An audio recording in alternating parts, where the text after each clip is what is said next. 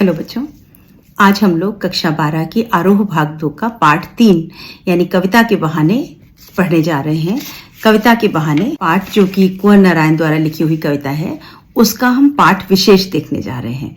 और ये बच्चों आपके स्पेशल पॉइंट्स होते हैं जिसको ध्यान में रखते हुए आप अगर प्रश्नों के उत्तर लिखेंगे या आपने कविता का सारांश लिखेंगे, भाव लिखेंगे, व्याख्या करेंगे तो आपको बहुत अच्छे नंबर मिलेंगे। तो पहली चीजें क्या याद रखनी, कविता के बहाने किसकी लिखी हुई है? कुंवर नारायण की लिखी हुई कविता है। अभी कविता के बहाने असीमित संभावना है। यहाँ पर कवि जो है वो क्या कहना चाहता है, उसको ऐसा लगता है कि दुनिया में कविता का जो अस्तित्व है वो खत्म हो रहा है। कविता जब हमारे भाव बहुत कुछ आगे सोचने लगते हैं, जो है उससे भी आगे सोचने लगते हैं, परे चले जाते हैं किसी कल्पना में, तब कविता उत्पन्न होती है। तो कविता क्या है? हमारी क्रिएटिविटी है, हमारी सृजनात्मकता है, हमारी रचनात्मकता है। तो कवि कह रहा है कि आजकल हम यांत्रिक हो गए। यांत्रिक मतलब हम मैकेनाइज जिंदगी में जी रहे हैं, सब कुछ एकदम मशीनी हो गया है और इसमें हमारे भाव, हमारे विचार, हमारी कल्पना सब खोती जा रही है। तो कहीं ऐसा ना हो एक दिन कविता खत्म ही हो जाए दुनिया से। तो उसको कविता की जो भविष्य है वो खतरे में दिख रहा है, इसलिए वो यहाँ पर कुछ उपमाएं देते हुए कविता की संभावनाओं की बात कर रहा है कि कविता की संभावना असीम है। मतलब उसमें बहुत सारी अभी उम्मीदें बाकी हैं, कविता बहुत कुछ कर सकती है। तो यहाँ पर कविता के बहाने असीमित संभावनाएं हैं। ये कविता कैसी है? छंद मुक्त कविता है। इस कविता में छंदों का प्रयोग नहीं किया गया। सुंदर तुकांत भाषा है। आपको लास्ट में कहीं कहीं तुकांत या अंतिम शब्द तुक में मिलेंगे। भाषा बहुत सहज है, प्रवाहमयी भाषा है और सरल भाषा है। इस घर उस घर में घर घर की आवृत्ति है, तो यहाँ पर अनुप्रास अलंकार है। चिड़िया क्या जाने और प्रश्नवाचक चिन्ह जहां जहां लगा है वहां पर प्रश्न अलंकार है या प्रश्न शैली है। कविता के पंख लगाकर, अब यहां पर कविता जो है वो पंख लगा लेती है, तो कविता के पंख लगाकर, कविता का पंख लगाकर के उड़ना मानवीकरण अलंकार है। प्रश्न शैली का प्रयोग किया गया है। छंदबद्ध कविता नहीं है। खड़ी बोली का सुंदर प्रयोग किया गया। शब्द कैसे? खड़ी बोली के शुद्ध शब्दों का प्रयोग है। नए प्रयोग की कविता है और ये कवि जो है ये नए आधुनिक कवि हैं, तो इनकी कविता में नया प्रयोग है उन्होंने किया। कविता एक खेल है बच्चों के बहाने, इसमें रूपक अलंकार है। कविता एक खेल है बच्चों के बहाने, यानी कविता को ही खेल बता दिया। कविता जैसा खेल नहीं बताया, कविता ही बच्चों का खेल है।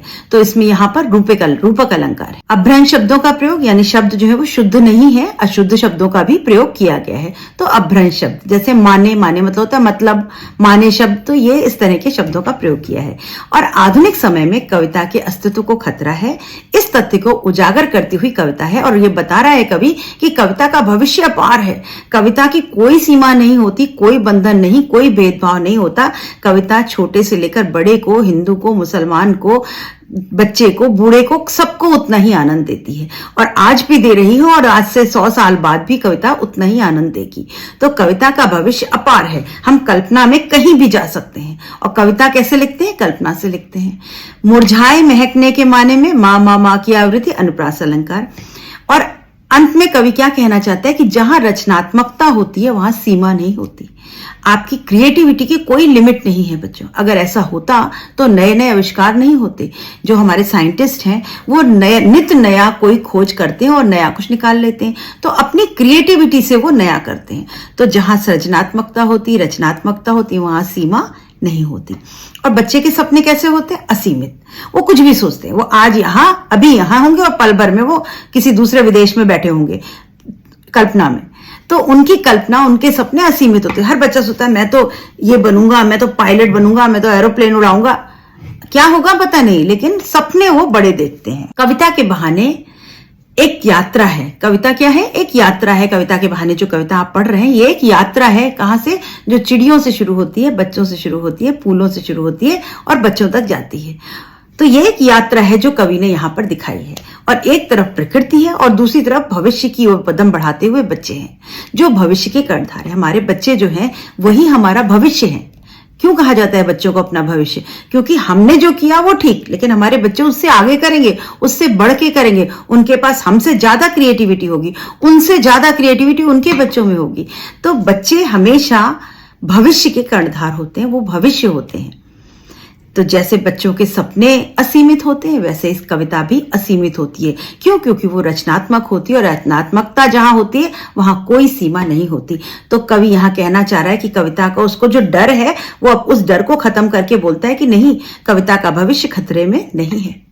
कि विशेष पॉइंट जिसको कि देखते हुए आप अपने प्रश्नों के उत्तर लिखें और कविता की व्याख्या करें। आई होप आपको इससे लाभ मिलेगा।